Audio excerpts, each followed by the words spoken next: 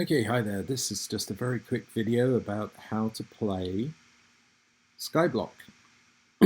So, as you can see, I'm actually on an island already, and I have been playing this for a while actually, so I have quite a lot of stuff on me. I've got quite a nice inventory full of gear, and this is pretty standard Minecraft stuff. But the idea is that you actually start on an island in the middle of space, and as you can see, there's nothing underneath me. If I were to actually fall off here, then I'd fall into the void and I would die. And that's actually one of the main features of this game. Is it's actually quite vertigo inducing to fall off. To avoid falling off, you have to creep around, and if you accidentally fall off, oh no, in this case I fall into a cobweb, and I need to quickly type island to get back to my island. So how do you start? Well, you have these things called starter islands, and you can see that this one is actually a double island. It has a tree here. I have a chest with some goodies in it to get me started. I've got some plants here. Don't seem to be doing too well because I've got no water. And I've got a pet, a chicken here called free range eggs. That's the name. Depending on which island you get different types of animals. Sometimes you get a cow. Sometimes you get a llama, of all things. Lots of different options there.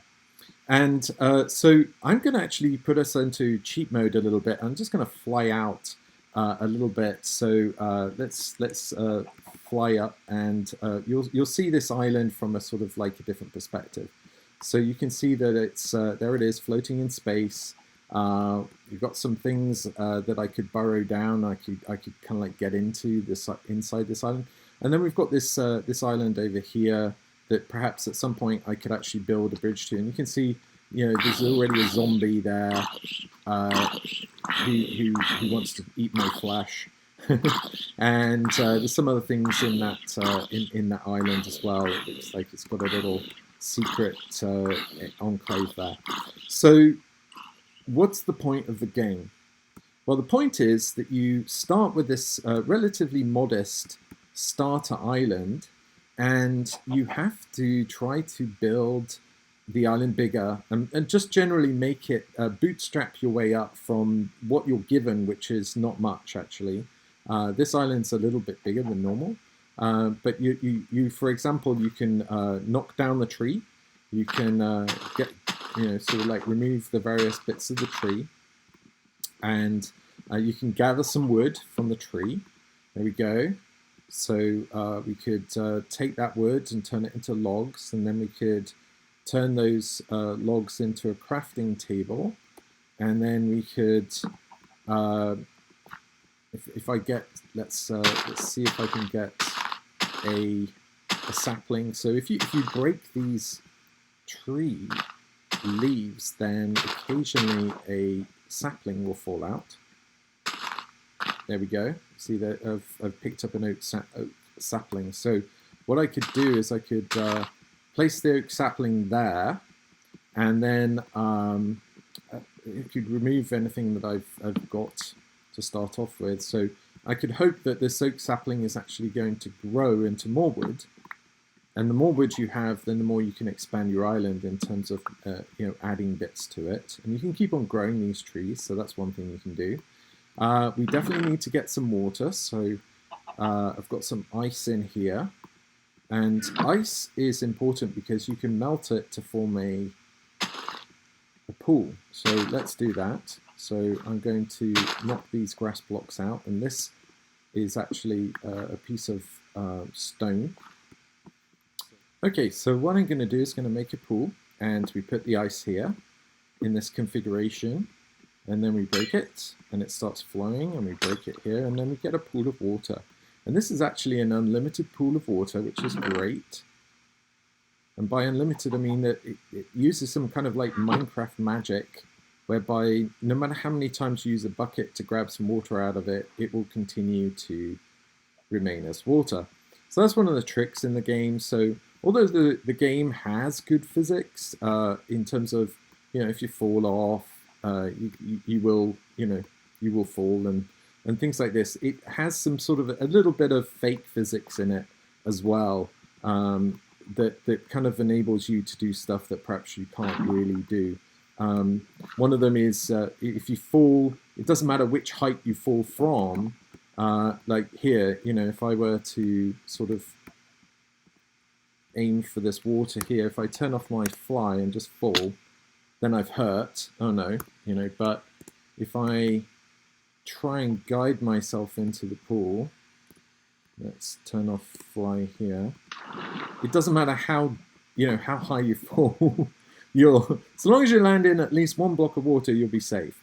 So actually, there's a kind of like a trick here to set your home in this pool of water, so that if you accidentally fall off the island, you can quickly teleport back home and then land in the water. So, okay, that's a bit of a cheat. And in fact, there are settings in the game where you can turn off teleporting if you're falling. And in that case, you just die.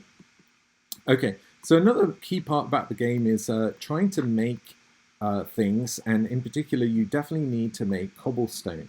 Now, how do you make cobblestone? Well, one way to make cobblestone is actually to mix lava with water. And so if I place some water here, you'll see that where the water touched the lava, it actually turns to cobblestone. And I have been pouring this lava for quite a while, and you'll see that it has actually converted to cobblestone pretty much all the way through. Now, we can use some Minecraft physics here to kind of like swim in the water, and you'll see that it's actually made quite a decent bit of cobblestone here. I'm just swimming out all the way up this stream of water, and I'll just teleport back up to the top. So once we've actually created some cobblestone, I can certainly reuse that water, and let's place it maybe here. Yes, there we go. So that's now making that cobblestone all change. You can see it changing there as it goes along. So this is what we call a cobblestone generator. It's perhaps the most simplest cobblestone generator there is. One thing that you do have to be careful about is, again, a little bit of Minecraft magic. This particular block here is generating all the lava, and you can see that it's actually generating an infinite amount of lava. But if you're not careful, if you put some water on top of it, then it will disappear, and it will actually be totally useless for you, which is very, very aggravating. And indeed, it usually, let's just hack this away. So if I were to, in that case, it actually became completely useless to me, which is very, very aggravating, because now I've completely lost my lava. Now, sometimes the lava will actually become obsidian. And if it does become obsidian, then you do have a way to get it back. But in this case, it looks like I completely lost it. And now I am really in trouble. How am I going to get some more lava back? Well, actually, you really can't. And this is one of the challenges of the game, is that if you make a mistake, for example, if you fall off and die too many times, or if you blow up or destroy all your stuff, then tough luck. You are in trouble. That is why this SkyBlock is hard. And now, there may be a way that I could get some lava. Maybe I could trade with another player. Maybe I could go to one of the stores that perhaps an admin has set up, or maybe I can complete a challenge. So there are a number of challenges available. So let's have a look at those. And actually, I haven't installed them on this game. So, but challenges are generally things like if you have 64, mine 64 blocks of cobblestone, or collect, 20 eggs, or chop down, 50 trees, things like this. And if you do these kind of things, then you can actually get rewards. And those rewards, one of them could be get more lava. But really, this is a game, a difficult game. This is one reason why actually quite a lot of adults like playing this game, because SkyBlock is hard. It really is. And as you can see, it's gone dark. And so there will be a number of monsters that are actually probably spawning over there. And you can actually farm monsters to get the things that monsters give you if you kill them. So there are various ways you can build these things called mob grinders. A mob is kind of like a monster. And you're able to build those out of wood and actually farm the mobs. That's another thing you can do on this game. And the other thing which you can do is you can actually get a little bit sociable. So you see this sign here, it says this is like the welcome sign, but let me just knock that down. And I'm going to actually place this sign in a way that hopefully other people will be able to come and see my island. And but before I do that, actually I'm going to check what my island level is. And my island level is 4, which is not high enough to actually be allowed to do this. So what I'm going to do is I'm going to cheat a little bit, because I am the admin. I can do this, and I'm going to give me some diamond blocks. And let's see, I will just make some room here. So diamond block. So I've got a whole load of diamond blocks. Diamond blocks are obviously very valuable. Don't want to die right now. In Minecraft in general, diamonds are the thing that everyone wants, because you can mine. They're rare to find. You can turn them into nice diamond pickaxes that last a long time. You can make nice diamond armor, which is great. And you can also you can obviously use them for a number of other crafting things. However, in SkyBlock, the most important thing is, can anyone guess? It's iron. Iron is the hardest thing to get actually in SkyBlock, and the reason is because there's no mining. There's hardly anything to mine in SkyBlock. And so how do you get iron? I will tell you in a moment, but I will just add some random blocks to my island just to bring up the level. So diamond is still hard to get, I will agree, but iron is actually the most useful thing. Okay, so now my island level is enough. So what I'm going to do now is I'm going to create a welcome warp sign. So this is a way that I can invite players to visit my awesome island. So you can write a little sort of like advertisement here. And when you place it, you can see that it says welcome and it turns green. That means that it has successfully activated. And now if I go to warps, I can see that there is a welcome warp sign available. And there's just one, because I'm the only player on the server right now. But there could be a whole bunch of them.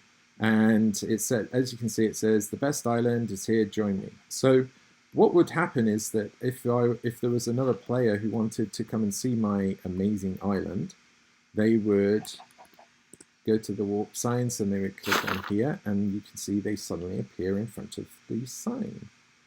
And so that enables you to actually visit a number of different islands on the server and trade with other people. There could be ways where you just like throw down items, or it is also possible to set up little stores where you can sell to each other. That's actually covered by another plugin, but those are the sort of things you can do.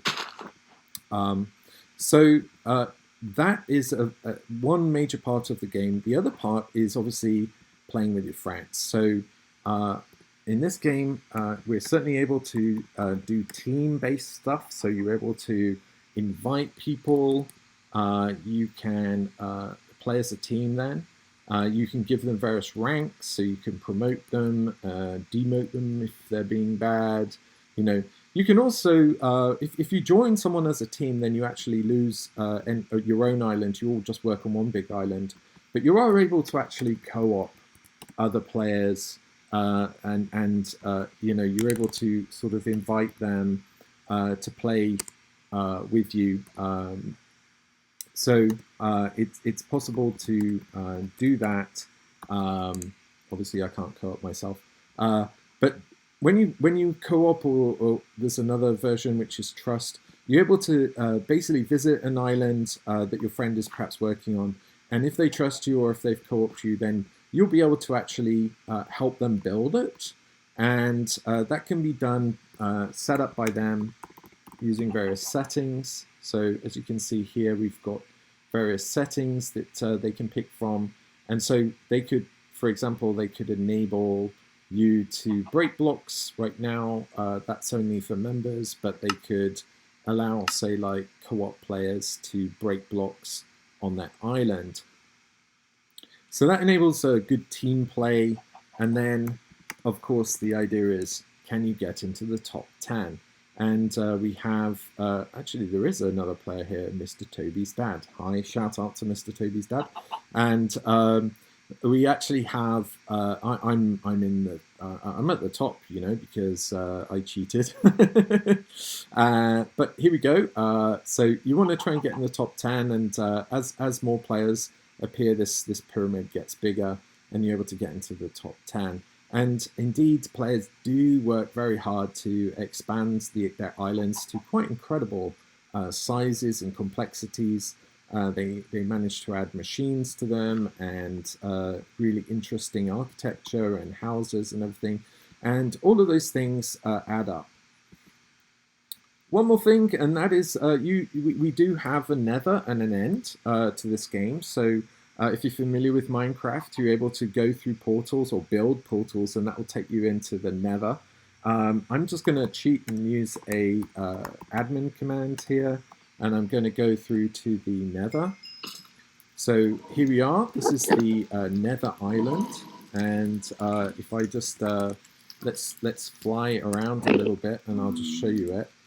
Do have to be careful. The nether is a lot more dangerous than the regular world, and so actually, yes, I'm already being shot at by these guys. I'll change my game mode just to so that I don't get bothered by these guys. So as you can see, we've got a 3-level island, or 4-level island even, that you can explore if you get into the nether. There's a number of things going on around here, little treasures to find. Some nether type stuff that you can get only in the nether, such as nether wart, and lots of flames and everything, and monsters and greebos. And then also, if you're familiar with Minecraft, you'll recognize that this is actually an end portal. This is how you get to the end, and the end is a world, by the way, and it's a little bit, it's actually completely different to the nether. There's a lot of different things there. And I am going to go there right now, so I'll just show you that.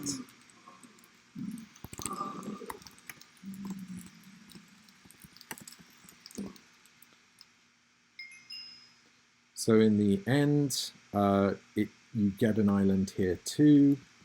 This is a very tiny starter island in the end. It's got a few things in here. It's got a shulker box with some obsidian and oh, elytra. So these are wings that you can wear. They're really cool. So you can put these on.